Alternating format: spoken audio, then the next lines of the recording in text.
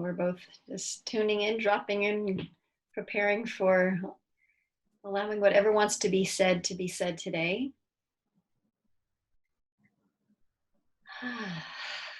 And see you with your eyes closed, so I'm just joining you there for a moment.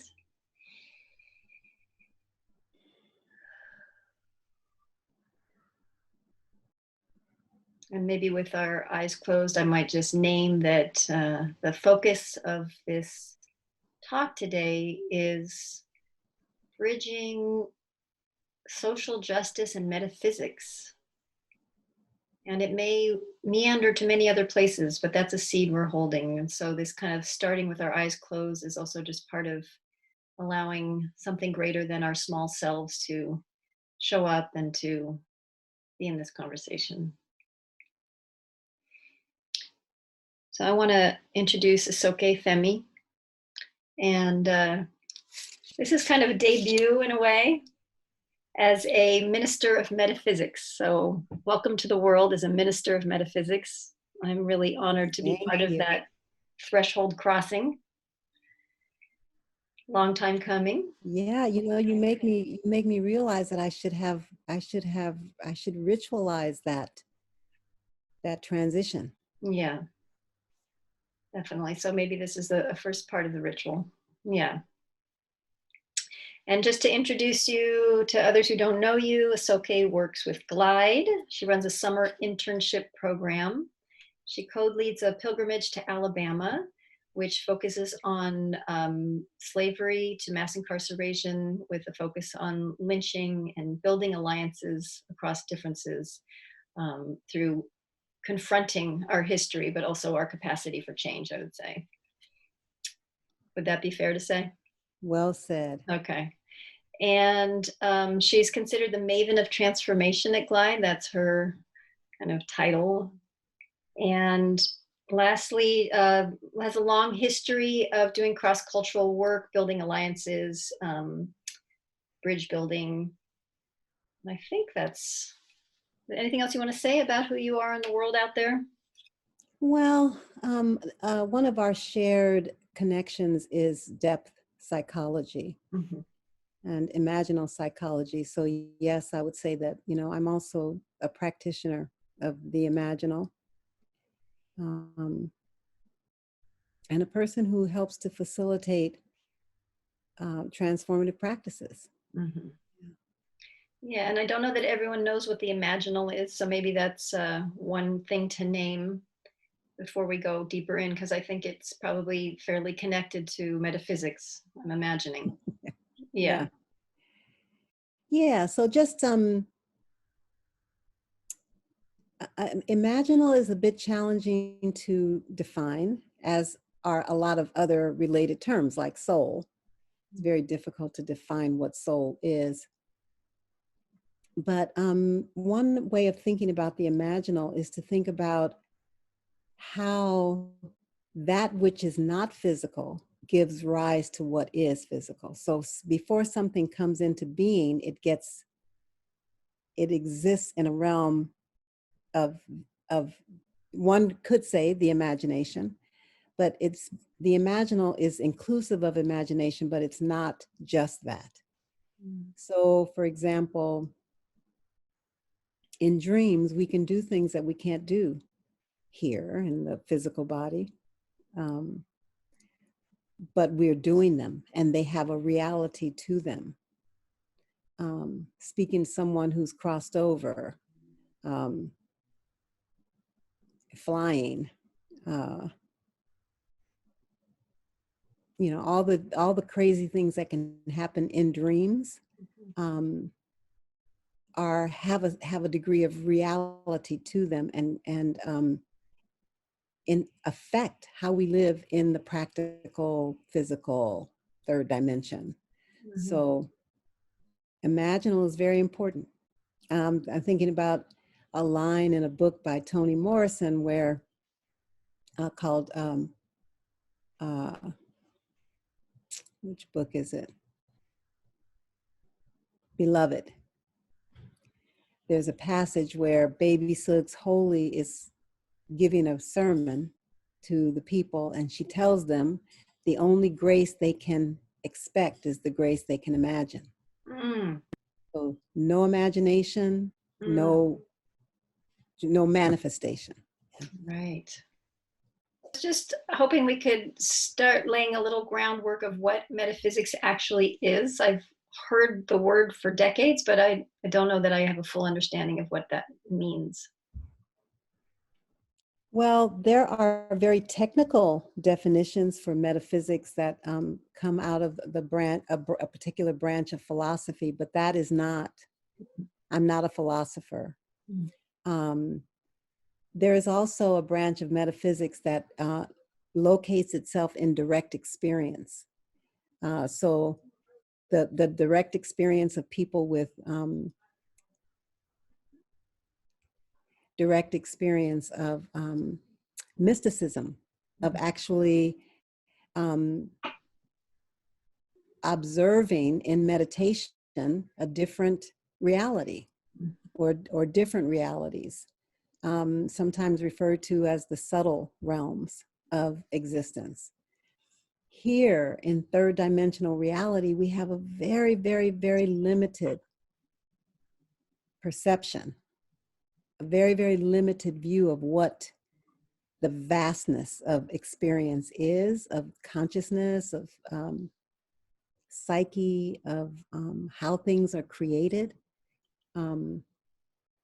And so unless you've been steeped in some Eastern tradition or some indigenous tradition where people have practiced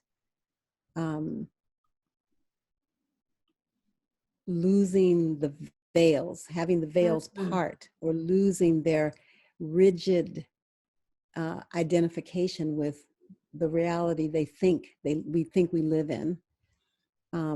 It just feels like madness to most people. It's like, what are you talking about? Or maybe some people might not go that far, but they might think, oh, only certain people, like psychics or mediums or prophets from the Bible or people like that. Those are the only people. They're rare and they're far and few, far and few. Those are the ones we can maybe admit that there may be people like that.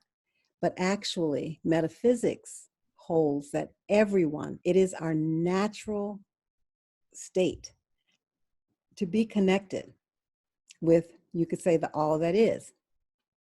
But we have worked really hard for eons to not know that. So metaphysics, from my point of view, is very practical, and my desire as a metaphysics minister is to support people to find their portal in. There are many, many, many, many portals. Some people know it because they know that nature somehow, when they go into nature, nature is a portal for them into a different realm, a subtler realm. They might be able to actually feel the trees, feel the rocks, feel the earth speaking to them or communicating with them. Other people, the portal might be music. It might be dance. It might be meditation. So the core of metaphysical practice is almost always meditation, because all of the ascended masters, all of the people who really deeply came to understand the unity of life did so through some practice of meditation. Mm-hmm. And so all of the teachers have said to us forever, go within, go within, go within. The answers are within. Mm-hmm. Okay. There's so much there, and just my mind. Okay. So one of the phrases that stayed with me is loosening the veils, right? Which I think most people can understand that, even if you haven't, everyone's had some experience with that, right? Maybe as a child, talking to the plants. Hello. Mm-hmm. and this portal in, I very much relate to that. It's one of the things that excites me the most. I truly think that's one of the most important things that we can give ourselves, is to find that portal in. Yes. And then when you talk about the third dimension, so that's an interesting languaging you don't hear too often. So I'm taking it that all the social justice issues we're working with are in this third dimension.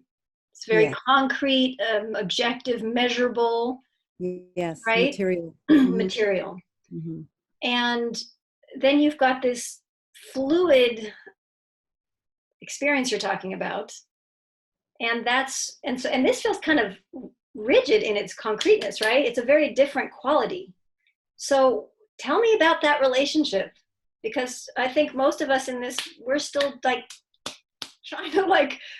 to fight to even for the world to acknowledge what is, right? Yes. So how do you Yes. bring this into that? Well, let me just confess that I have a lot still to learn about that.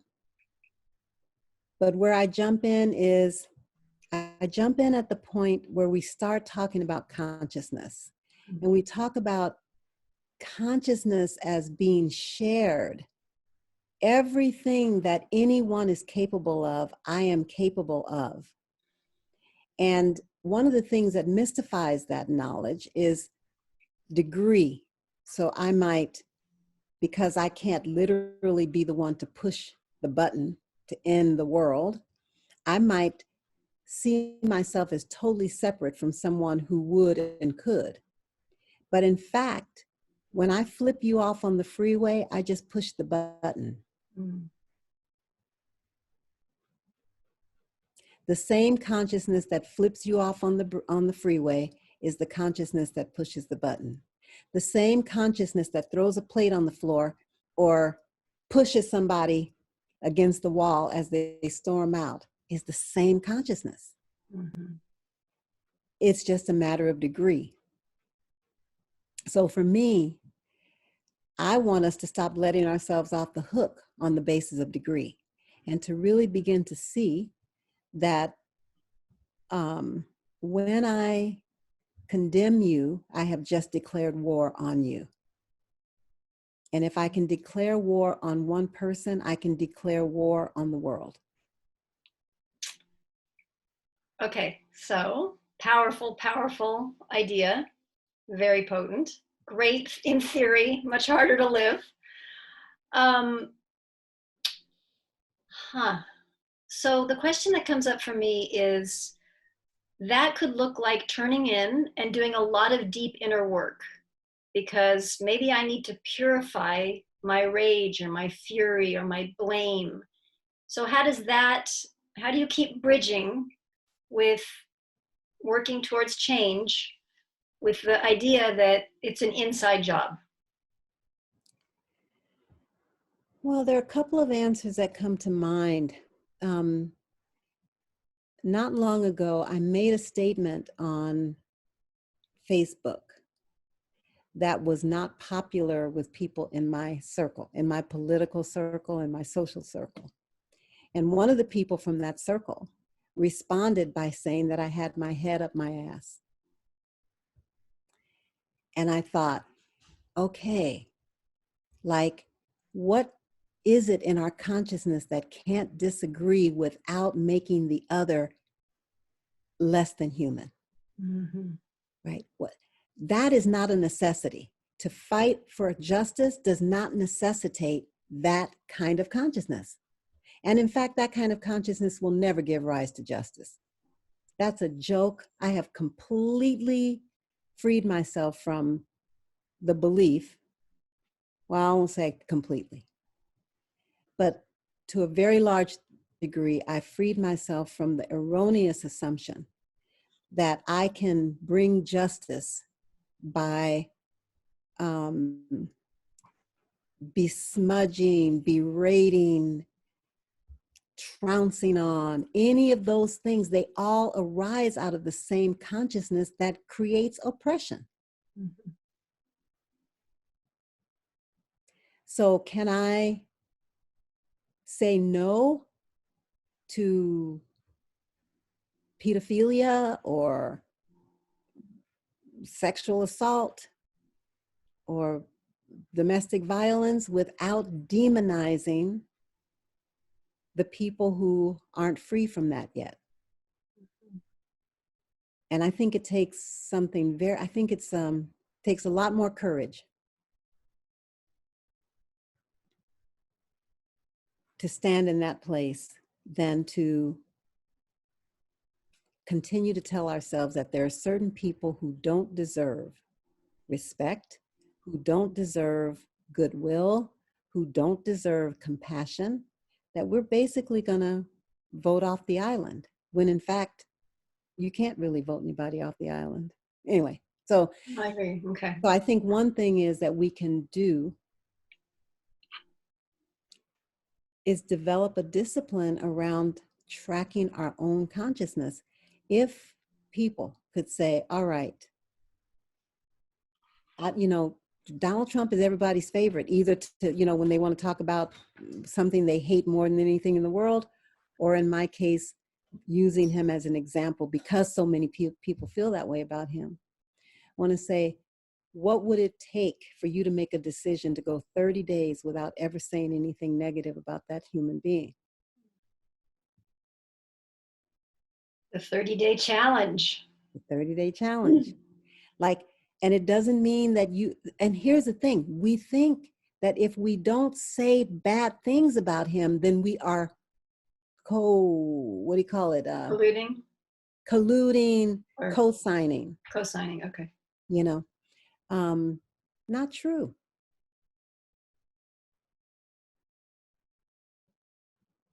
So that point of view I carry into my unlearning oppression work, like where despite appearances of incredible hatred and brutality, I hold out that that what's being shown to me in that brutal, heinous thing is not the real deal. Mm-hmm. This is where it gets good in some ways, and it gets hard to talk to other people about in other ways.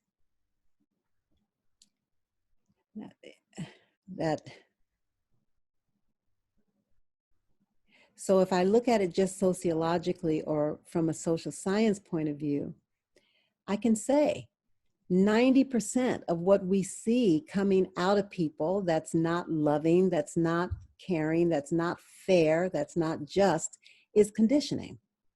Most people won't argue with that too much. Mm-hmm. It's conditioning. So we have to deal with conditioning. But what metaphysics asks us to do is to go further and to see that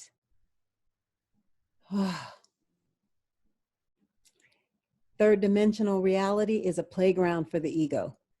This is a place where all the dramas, all the polarities, all of the wars and the conflict and the striving and the competition, this is the zone for it.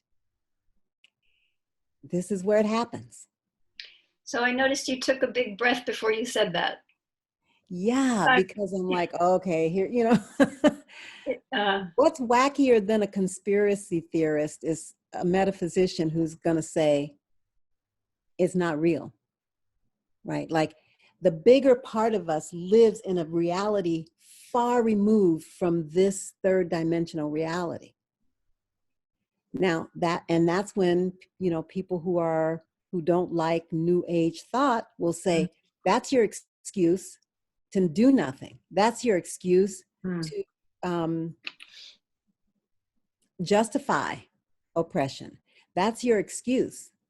So spiritual bypass, kind of. Your spiritual bypass.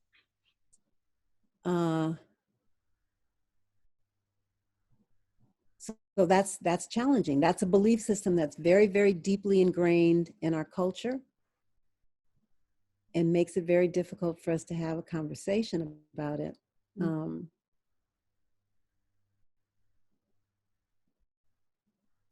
But to some extent, everyone understands if they're at all, if they have any courage to admit to their flawed nature,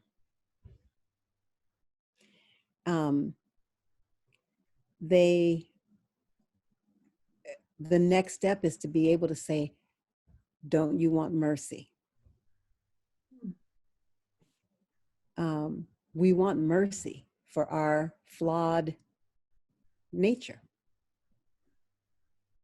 You would be and saying, don't you want mercy? You're saying to yourself. For yourself, for yourself. So if you are someone who's prone to envy, and envy shows up in a lot of ways, anyway, it's a relatively small thing, envy. It's not, but it is, right? It's like, it's not something that anybody goes to jail for or gets condemned for, but it's easy to hide. But if someone is found out to be envious, the average person wants mercy around that. And in fact, will not even admit to envy unless the field has mercy in it. So many of us run around hiding these flaws, these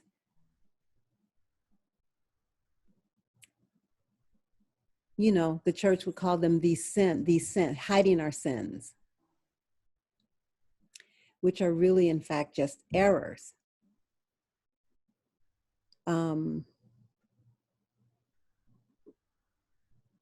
But if we created a merciful container in the world, the heart is merciful. If we allowed mercy, we could do a lot more healing, but we don't. That part of the ego that loves the superior, the self-righteous, it loves the position of self-righteousness, is not interested in mercy. It's interested in maintaining that separation, like you're bad and I'm good. You're an enemy and I'm whatever.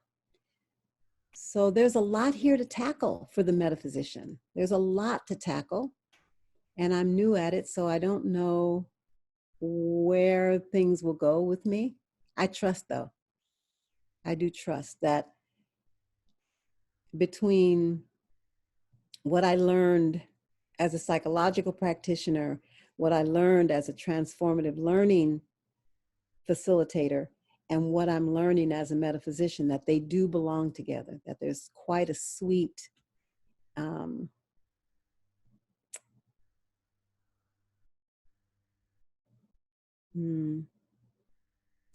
the ingredients there are there for a very lovely, fragrant soup. You have a felt sense of that. I do. I have a felt sense. Yeah. As I'm listening to you and hearing how one might not just have mercy for ourselves, but like you said, create a container. I think you said a merciful container, right? So say you're in front of somebody who you're attempting to say to yourself, okay, this is not who they really are. This is not the truth of who they are. This is conditioning. Is there not a way that we're still superior? If they really believe their stance and you believe yours, and you're trying to be kind to this poor soul who, believes that they're superior racially or whatever, is that not still a form of superiority? How do you be in a relationship without feeling that you are the holder and bearer of truth? Well, that's why I think it's so important to see it in yourself. Like, I know this place. I do know this place. I know I do it with everybody in my world. There's not a soul in my universe who hasn't at least one time or another been a victim of my envy, my contempt or disdain, my irritation, my superiority, my self-righteousness. And so it's knowing that allows me to not bring mercy from a place of superiority. It's more a place of like, yep, I do know that. Oh, I do know that place. I do know that place of like, I want to cram my beliefs down your throat. I know that place. I know how to make it look good and act like I'm not doing that, but I do know that place. I'm speaking from experience now. So I'm asking your metaphysician. So, minister, you know, you talk about your beliefs as if they're mutable, right?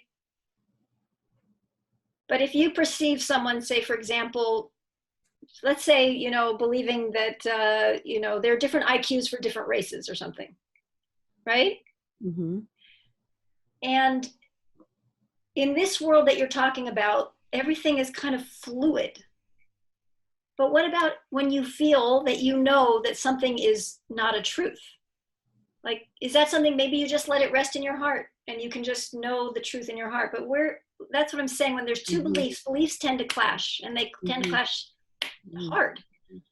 So I want to get into the nitty gritty, Yeah. So sometimes, yes, sometimes you just rest and you know it in your heart. Sometimes you ask for more information. Tell me more about that. Sometimes, and I think also, and I think this is maybe where the psychological comes in some, is that I don't have a right to say anything to anybody, really. I don't really have a right to say anything to anybody. I have a right to do what I know to be right for me in any given moment. That person who's saying, that there's racial inferiority, some races are less intelligent, let's say, as an example, that person might be there for the sole purpose of helping me to see that I want to kill them for saying that. That's a very wide angle. Yeah, wide right? view. That might be one. And I actually might say to that person, there is an aspect of my consciousness that really wants to hurt you for saying that. So that I'm not betraying the truth of my experience, but I am owning that it's mine. It's not like you deserve to be hurt because of the effect you're having on me. No, it's like, wow, that triggers something in me that's so violent. But we don't tell the truth that way. Mm-hmm. So all these people who are talking about truth telling, they don't tell the truth about themselves. Mm-hmm. Most people I know who are like, well, you got to tell the truth about racism and sexism and all these isms. Yeah, what about tell the truth about you? Mm-hmm. Where is tell us about the dungeon in your soul. Mm-hmm. Who you have down in there. Where are the teeth and the bones and the blood and the guts? Because I know they're there. Because we are ancient, for one thing. It might not even have been in this lifetime. Here we go back to metaphysics. Right. It might not have been in this lifetime. Mm-hmm. It might have been some other time. Now,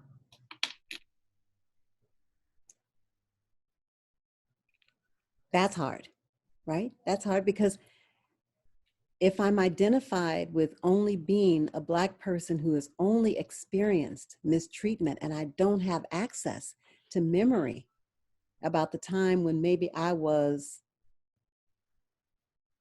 I don't know, a nobleman on a horse. I did have this image. I had this dream come to me about myself, where I saw myself on a horse. I felt myself on the horse. I didn't just see myself, I was on it.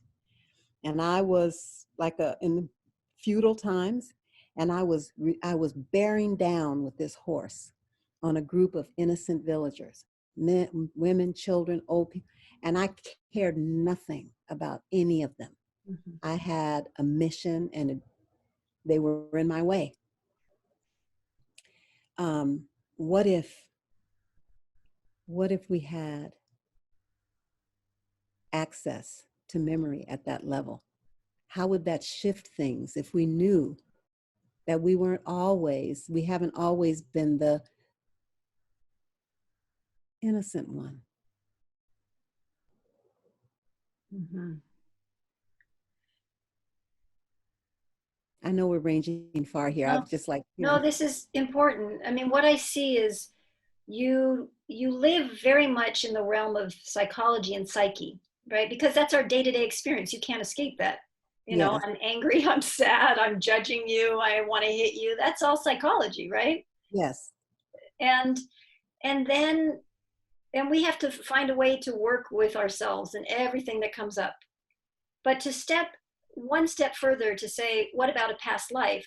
That takes you out of, Aninha Livingstone's biography, her race, her gender. Suddenly, right? And Yes. I, and I guess I'm curious because I also want to stay close to the bone of our day-to-day existence while tapping into this, because otherwise, what's the point? It's just, right?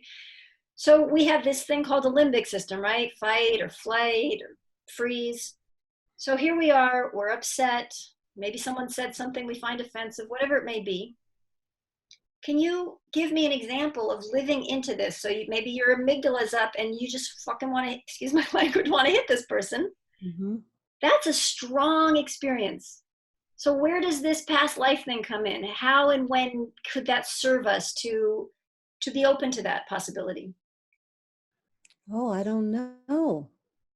I hadn't thought. I was anticipating a different question. Uh-huh. Um, You can also answer the question you were anticipating. We can come back to that. There may be okay. something. Yeah. Okay. Well, I think, again, going back to the invitation we've gotten repeatedly down through the ages to go within. The kingdom is within. Everything is within. We are dreaming up this reality. And the only thing that can change the dream is the consciousness that's dreaming it. Mm-hmm. I know that's a far reach. That's a far, far stretch. But what I take from that where I bring psychology into that, is that in that moment, I get to have an internal part that mediates my experience, that helps to work with that experience instead of making the world change so I can feel better. This is what we do in third dimensional reality. You pissed me off, you have to pay. Mm-hmm. Pissed me off, you have to apologize. You pissed me off, you need to change. But metaphysics asks us to take that energy and work with it internally. There we go, internally, so that we have mastery. As long as I need you to change, I am not a master of anything.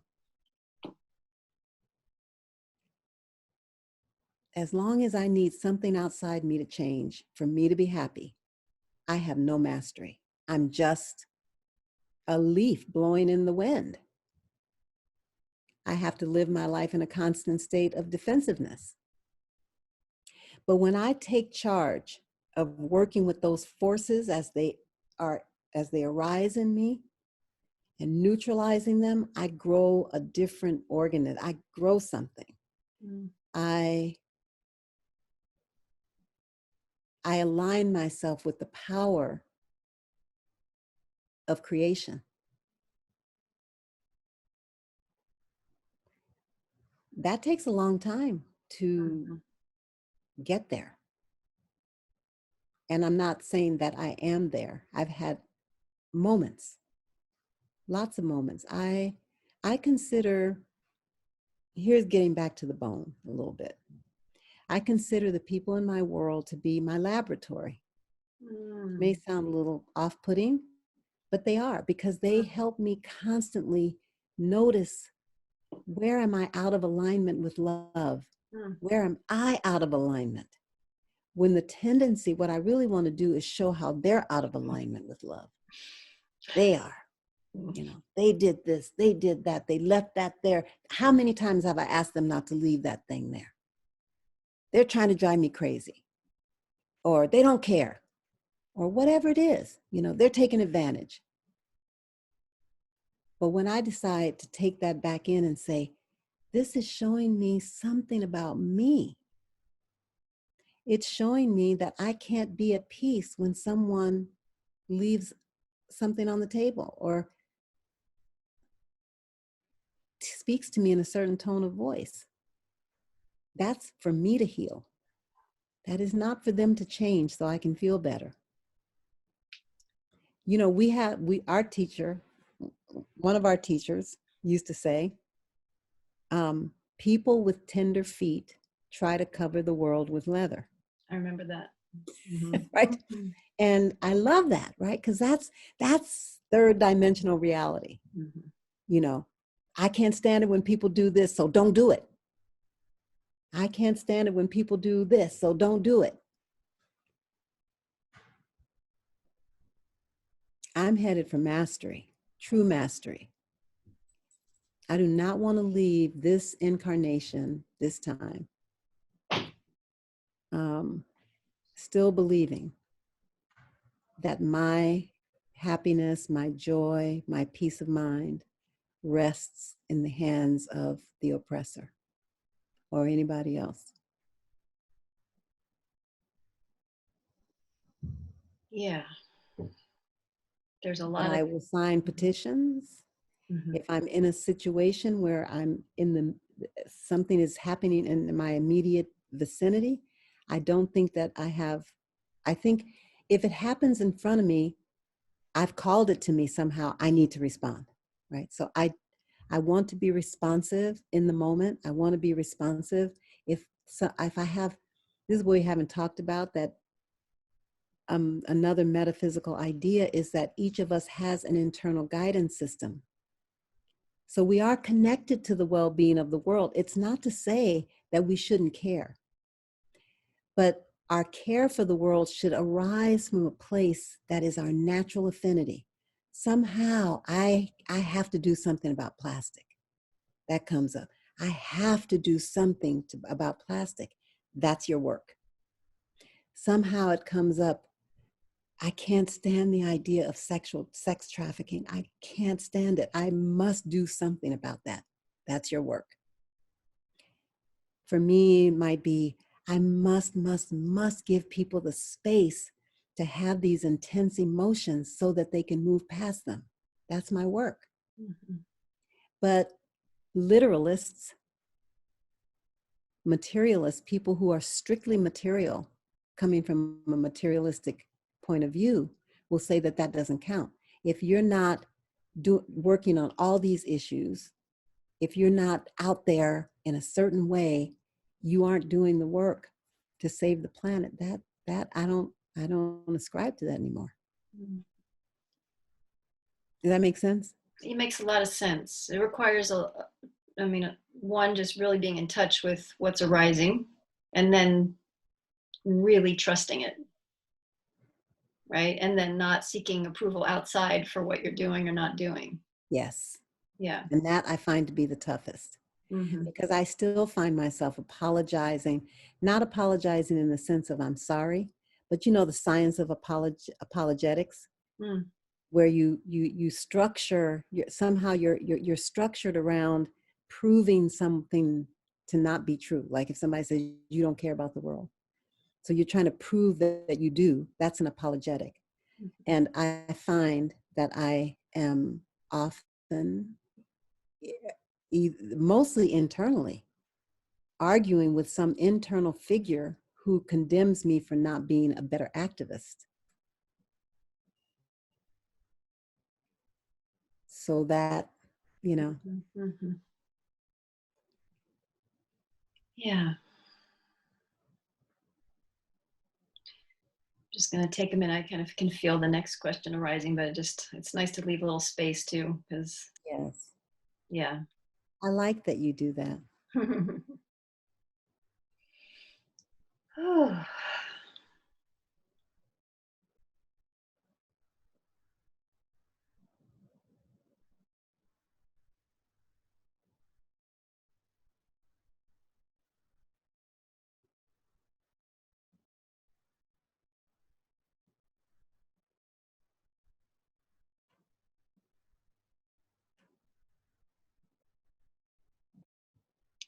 So I think the next kind of question that arises for me, so consciousness to me feels like a word that maybe I have associations with light, with maybe one consciousness that we all share. It's not personal. It's this, impersonal awareness. And it doesn't have a lot of, it's not what soul is, right? It doesn't have a lot of, it doesn't have feeling and movement. It's kind of this, is that part of how you're talking about consciousness? So I want to make sure we're on the same page. And that'll lead into what I'm about to ask, but. I think I'm still discovering what consciousness is. Okay. Recently in my meditation, I felt this distinct message coming from that, whatever we call it, I don't know, saying, just follow me. You know, let your awareness go to these places that I'm tickling. Just let your awareness go there. It's what I want. I want your awareness. So there's something about awareness in this.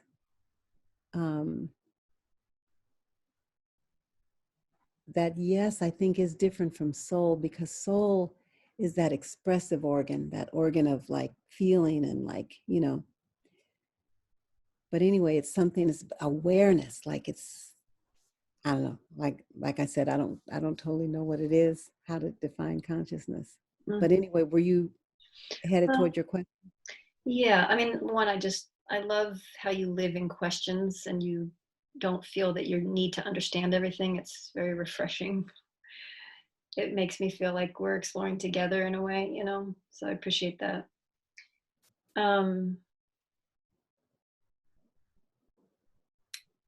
There's something about, for me, like being in a relationship. What you were talking about was a relationship. You're in a conversation, right? You hear guidance. Yes, but it's not, doesn't have language. It's all Okay. energetic. Right. And that's what I was really about to say, that I think, I'm sorry if I hope this doesn't derail your question, but Oh, go ahead. I feel like we are about to make a grand discovery collectively. So in the past, there were always prophets and sages and mystics and gurus and ascended masters who carried this sacred knowledge. Medicine people. But the planet is being flooded with energy right now that is going to be is available to everyone, and everybody's going to get a bit of a boost in terms of their ability to connect with source, I'll say. And in that, I think we're about to discover how powerful we are as beings. Like a deep sleep that we've been in for a long time is about to lift, and we're going to discover that we are infinitely and very powerfully creative people, beings.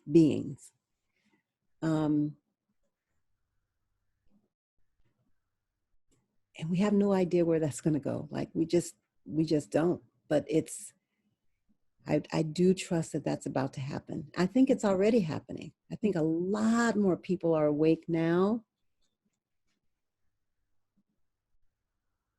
than 50 years ago, than 20 years ago.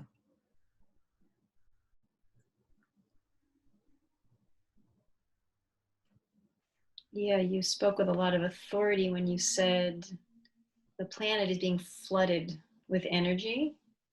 And I'm curious, when you speak from that place, from where does that arise from in you? There's a knowing that you can't prove. Right. Yeah. Well, I laugh when I think about this because I think, I was a hippie, like I was a Black hippie.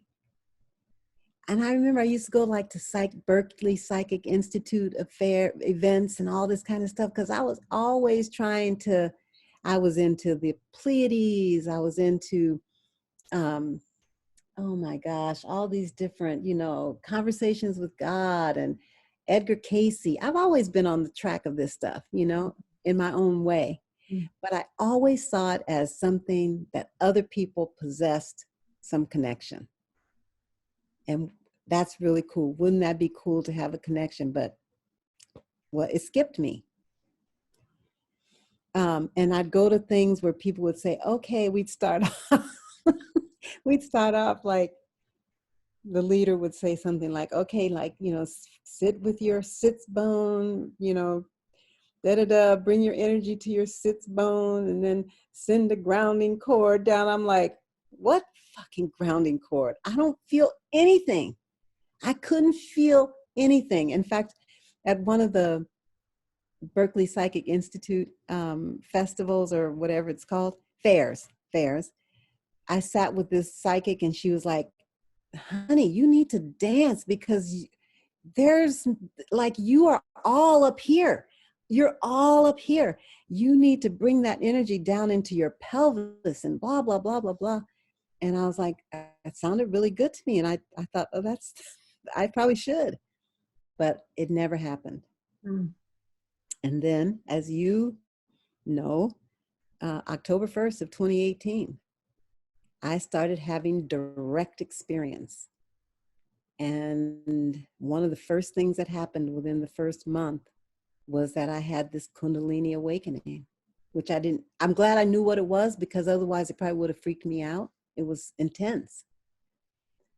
So I say, if someone like me who was kind of dead from the waist down, had that experience without meditating for hours, or any of that stuff, then I think some portals are opening for the average person who is not hasn't been in pursuit. Mm-hmm. And I hear, I hear from more and more people who are having these. A lot of times they take it as symptomology of illness. Mm-hmm. Ringing in the ear, for example, is a kind of a sign. And if people don't know that there's something happening energetically in the field, they might think that something's going on with their hearing. Mm-hmm. I have constant ringing now, all the time, like it, but it's just, so things like that. I don't, mm-hmm. And then to be totally honest, I also do follow certain spiritual teachers, mm-hmm. and they do say that, yes, energies are here, they're coming, they're here, they're increasing. And the age, well, the way my son put it, he said, we have ended the age of Pisces, and we are in the age of Aquarius. And the difference is that he says, I don't know if this is true, the difference is that the age of Pisces was the age of belief. Mm. And the age of Aquarius will be the age of knowing. Mm. So direct experience. We're going to have more and more direct experience. And all the intermediaries who have mediated our experience in the past told us what to believe and all that. They're not going to hold sway in the same way. So now we need ministers and other leaders, teachers, whatever, whose goal is to help people find the divine for themselves, not somebody else's prescribed idea of it, or to say you don't get to have it because you're not as high as me or that kind of stuff. No, like, mm-hmm. We are supposed to be guiding each other to our own divinity. Mm. Much more of a collective experience. Yeah. Mm-hmm. And this era is the place of the heart. The heart is going to reign. The heart is going to have it's going to be central. Like, I didn't know, I knew I had a heart, and people would talk about the heart chakra and all that stuff. I never could feel it. But if I closed my eyes right now for 30 seconds, my heart chakra would just put my attention on it. That's all. My awareness, my heart chakra just, stretches out and opens up. And I feel like I can feel it all the way over here. Can you? You know, so I Yeah. think we're in for some really beautiful and Mm. trembling. We're going to be trembling because it's all going to be so new, but we can do it. Mhm. So that kind of makes me think of, in terms of metaphysics, one of the things you said is, how do we manifest, right? That's part of metaphysics, it sounds like. And you're saying we can do it. There's this kind of positive holding. So I'm wondering about that in terms of where we focus.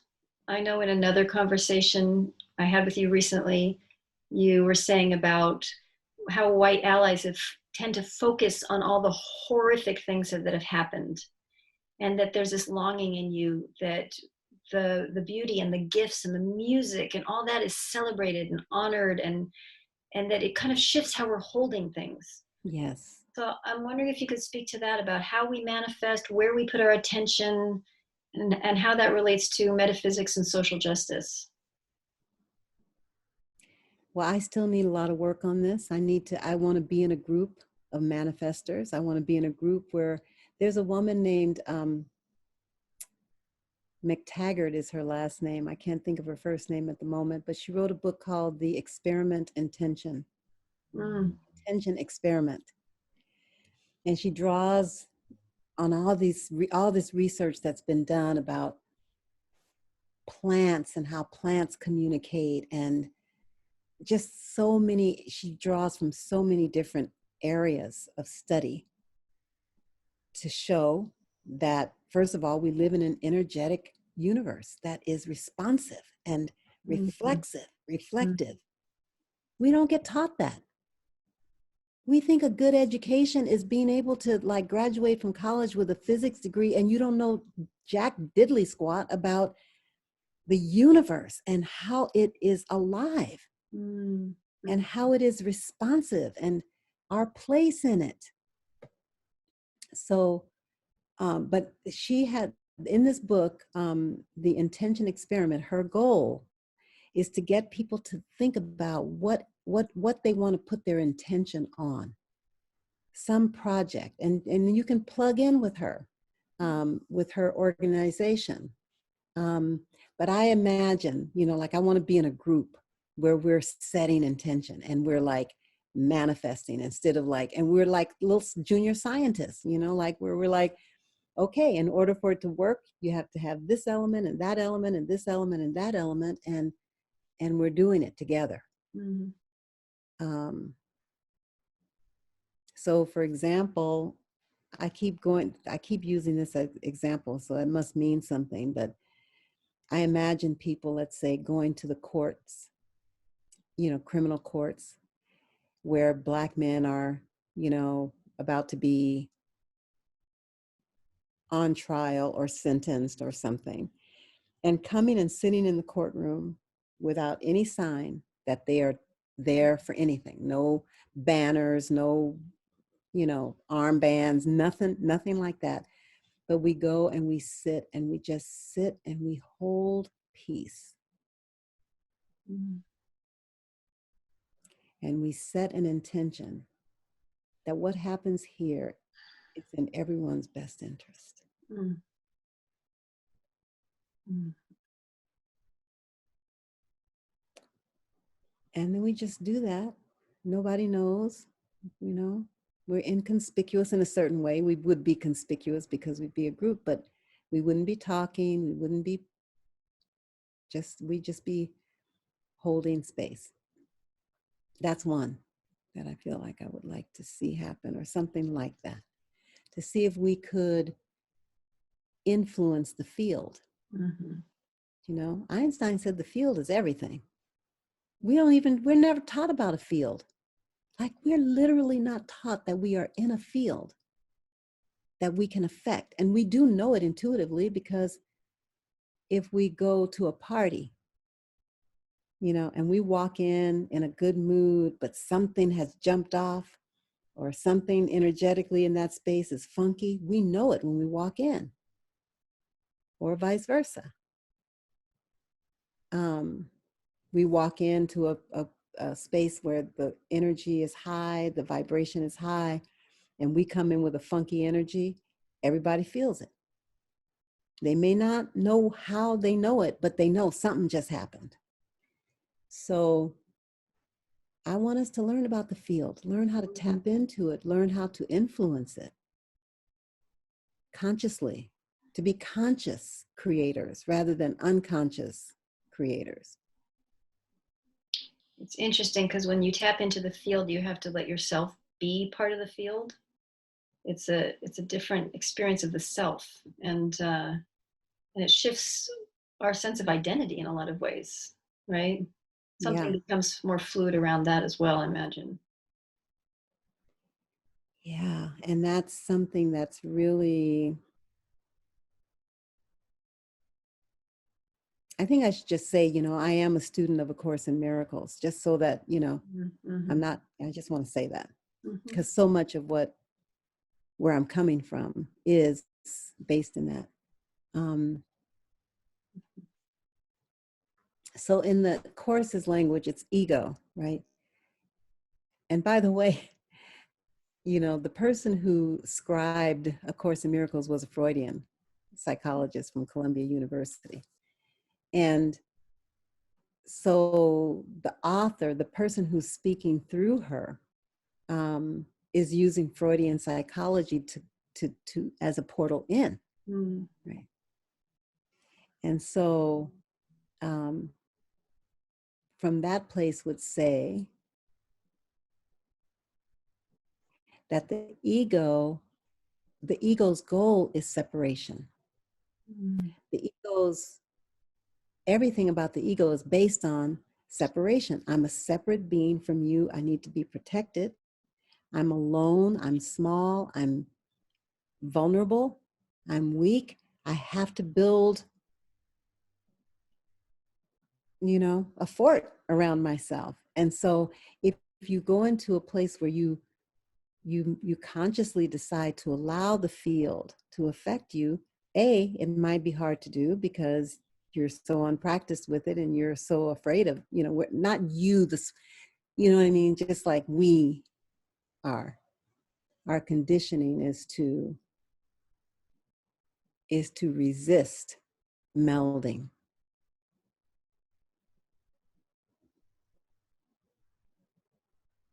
Or to feel threatened with that experience as it arises. What's happening, I need to protect myself. I need to be separate. A lot of layers, right? Yeah.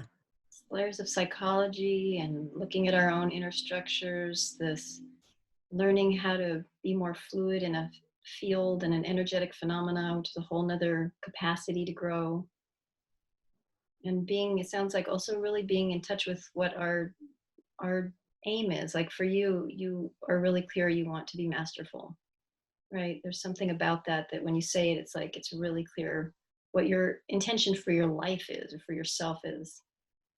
And so there's a lot to this to kind of come to know who we are and what we want and what we're willing to do to engage at this level.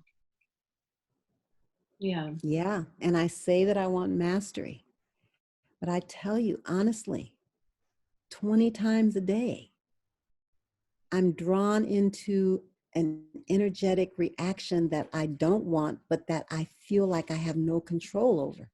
I have to work so hard to just like reset, choose again, make a different decision. Many times a day. You are I not alone. people go into ashrams and stuff, right? Because Yes. one can feel like a failure, like a Mm-hmm. complete failure on this journey. Mm-hmm. And you have a But I sense think part of my job, when I think about my personal life, and I don't know about past lives, but I think the tiny little part that I'm here to play is to be a person who acknowledges and admits how hard it is and admits in great detail. Like I'll tell you yes. all the, because I think people need example models. They need that modeled for them so that they can stop hiding. We don't have to hide. Can't really hide anyway. So it's a double journey of completely embracing our humanity in all its horror and beauty, and then expanding to include that we're so much more than, yeah. That's it. Aninha. Woo! That's it. Yeah. Just that little thing. Just that. Whoa, that's really good. Mm. I wish, okay, I'm glad we were recording because I'd like to hear that said just exactly that way again. Yeah, I mean, we're kind of coming towards the end, and I'm wondering if there's anything you feel hasn't been said or feels edgy to say that you might, feel like, oh, I wish I had said that, or.